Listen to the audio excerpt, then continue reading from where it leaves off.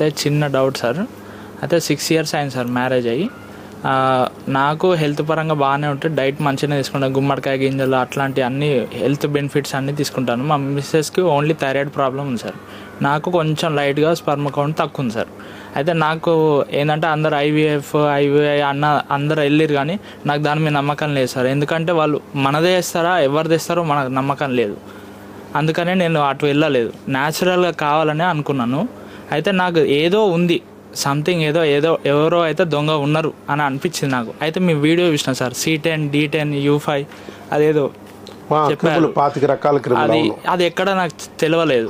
అయితే దీంట్లోనే ఏదో మిస్టేక్ ఉన్నట్టుంది, ఏదో దొంగ ఉన్నట్టున్నారని వచ్చింది సార్. అయితే నాకు చిన్న డౌట్ ఏంటంటే సార్, ఇప్పుడు మనం 2 months కోర్స్ తీసుకుంటాం సార్, అది క్రిములది జమ్స్ది, మళ్ళీ వచ్చే ఛాన్సెస్ ఏమైనా ఉంటాయా సార్? అంటే ఫస్ట్ క్రిములకి వాడేస్తే ఈ లోపలే ప్రెగ్నెన్సీ రావచ్చు చాలా మందికి. ఒక ప్రెగ్నెన్సీ వచ్చి రెండో ప్రెగ్నెన్సీ కూడా వస్తుందా డాక్టర్ గారు మాకు అంటే రావచ్చు.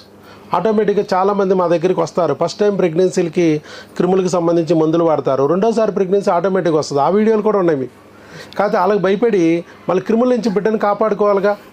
ఏ క్రిమి నుంచి అయితే మీరు కాపాడామో మనము గర్భసంచిని, అదే క్రిమి నుంచి బిడ్డను కూడా కాపాడాలి. 5 నెలలు అయితే మన దగ్గరే వాడాలి, లేకపోతే అబార్షన్లో అవుతుంది. ఎందుకంటే క్రిమి నుంచి గర్భసంచినే కాదు బిడ్డను కూడా కాపాడాలి. ఫస్ట్ 3 నెలల్లో అబార్షన్లు అయ్యేది 80%. 4వ నెల 5వ నెల అవకరాలు వచ్చే అవకాశం ఉంటుంది. అందుకనే మన దగ్గర 5 నెలలు వాడితే సేఫ్గా ఆ క్రిమి నుంచి బిడ్డను కాపాడేస్తాం.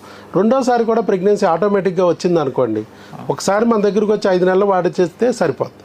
భార్య రావక్కర్లా, భర్త వచ్చి మందులు తీసుకెళ్ళిపోవచ్చు. అవి కావాల్సిన స్కానింగ్లు ఏంటి, బ్లడ్ టెస్టులు ఏంటి వాట్సాప్లో పెడతాం. మీరు అక్కడే దగ్గరలో ఆ స్కానింగ్ సెంటర్లోనూ ఆ బ్లడ్ టెస్ట్ ల్యాబుల్లోనూ టెస్టులు చేయించేసి మీ ఆవిడికి ఆ రిపోర్ట్లు తీసుకుని భర్త వస్తే మందులు ఇచ్చేస్తాం. అట్లా చేసుకోవచ్చు. ఇప్పుడు టైఫాయిడ్ ఉంది, ఒకసారి వచ్చింది, నేను మందులు వాడాను, ఒక వారం రోజులో 10 రోజులు టైఫాయిడ్ తగ్గిపోయింది, ఇక రోజు వాడక్కర్లా, ఈ నెక్స్ట్ టైం ఏమో ఉండదు.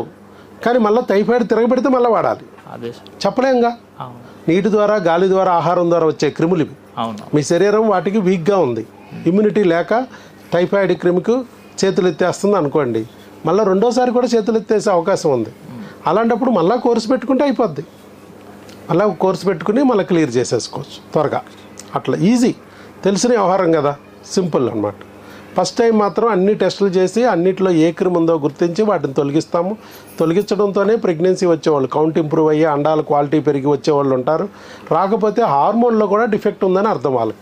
సో హార్మోన్లు కూడా ఎలాగో టెస్టులు చేసి ఉంటాం కాబట్టి భర్తకి హార్మోన్లు టెస్ట్ చేసి భార్యకి హార్మోన్ టెస్టులు చేసి దాన్ని బట్టి వాళ్ళ హార్మోన్లకు సంబంధించిన మెడిసిన్ ఇస్తాం. క్రిములు అయితే భర్తకు చేసినా భార్యకి మందులు వచ్చేస్తాయి, భార్యకి చేసినా భర్తకు మందులు వచ్చేస్తాయి.